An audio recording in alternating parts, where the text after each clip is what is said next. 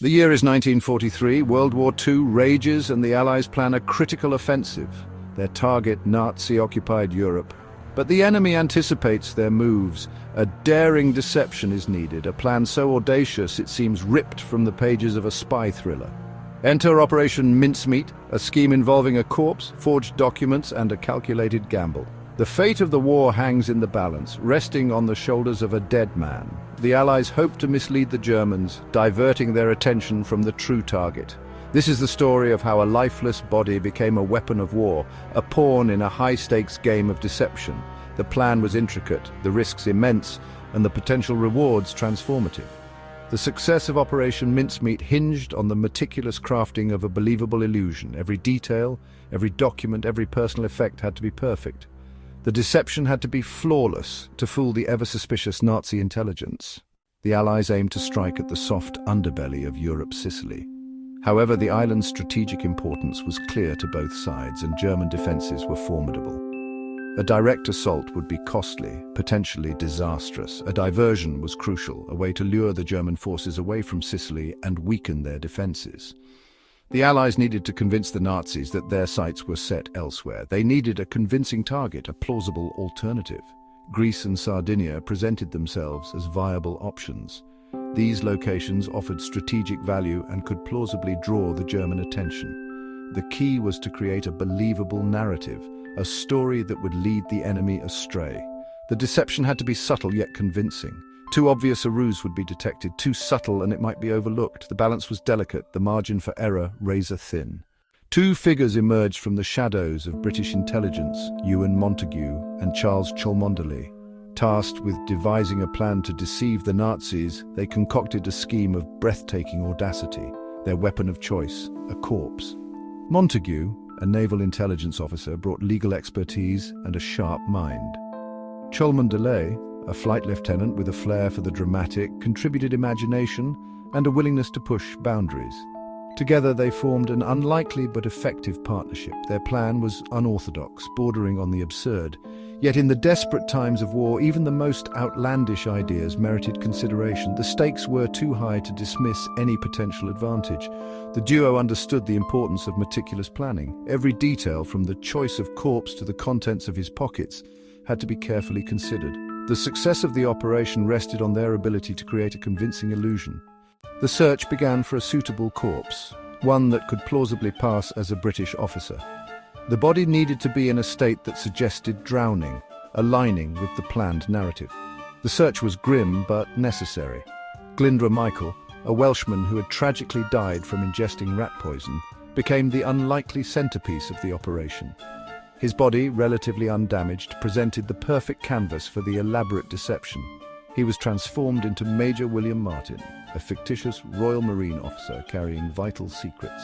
The transformation was meticulous, every detail carefully crafted to create a believable persona.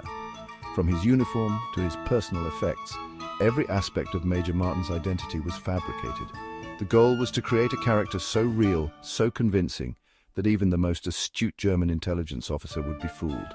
Section 5. A life fabricated in death. Major William Martin's backstory was meticulously crafted. He was given a fiancée, Pam, complete with love letters and a photograph. Everyday items like theatre tickets and receipts filled his pockets, adding layers of authenticity. A letter from his bank warning of an overdraft added a touch of mundane realism. These seemingly insignificant details played a crucial role in building a believable persona. The devil was in the details. The photograph of Pam, actually an MI5 secretary, added a human touch to the fabricated life. The love letters penned by Cholmondeley spoke of everyday concerns and affections, further blurring the lines between fiction and reality. The aim was to create a character that would resonate with anyone who examined his belongings. The more human and relatable Major Martin seemed, the more likely the Germans were to believe his story. Section 6. The deception in the details. The centerpiece of the deception lay in the forged documents. A letter, purportedly from a high-ranking British officer, outlined plans for an invasion of Greece and Sardinia. This was the bait. the hook designed to snag the German intelligence. The letter was carefully worded, containing just enough genuine information to be believable, while subtly directing attention away from Sicily. The details were precise, the language authentic, designed to withstand scrutiny. The documents were placed in a briefcase chained to Major Martin's wrist. The briefcase was designed to be secure, yet accessible enough to suggest a genuine oversight. The appearance of accidental discovery was crucial. The success of the operation hinged on the Germans believing the authenticity of these documents. Every detail, every word had to be perfect. The slightest discrepancy could unravel the entire deception. Section 7. The corpse set sail. On April 30th, 1943, HMS Seraph, a British submarine, slipped silently through the Mediterranean waters. Its cargo was unusual, the body of Major William Martin, entrusted with a mission of vital importance. The submarine approached the coast of Huelva, Spain, a neutral country teeming with German spies. This was the chosen location for Major Martin's accidental discovery. The stage was set, the actors in place. Under the cover of darkness, the body was released into the sea, its briefcase chained securely to its wrist. The crew of the Seraph watched as their macabre cargo drifted towards shore, their hopes and anxieties riding with the tide. The fate of the operation, and potentially the war, now rested on the effectiveness of the deception. The corpse, carrying its burden of fabricated secrets, was adrift in the currents of fate.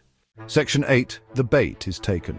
As planned, the body of Major William Martin washed ashore and was discovered by Spanish authorities. The Germans, ever vigilant, quickly learned of the find. Their spies, embedded within the neutral country, sprang into action.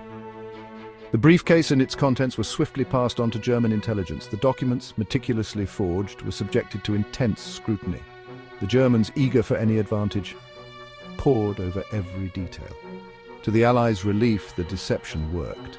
The Germans believed the documents to be genuine. Hitler himself, convinced of the impending invasion of Greece, ordered troops redeployed. Sicily, the true target, was left comparatively undefended. The success of Operation Mincemeat was a testament to the meticulous planning and audacious execution. The corpse, a silent actor in this drama of deception, had played its part perfectly. Section 9. Triumph and Legacy. On July 9, 1943, the Allied forces stormed the beaches of Sicily, encountering far less resistance than anticipated. The deception had worked brilliantly, saving countless lives and paving the way for a crucial victory. Operation Mincemeat became a legendary example of wartime deception, a testament to the power of ingenuity and risk-taking. The operation's success significantly contributed to the Allied victory in Europe. The story of Major William Martin, the corpse that fooled Hitler, continues to fascinate and inspire. It serves as a reminder that in times of war, even the most improbable plans can change the course of history. What do you think of this incredible story? Share your thoughts in the comments below. Let us know if you'd like to hear more tales of wartime ingenuity and daring.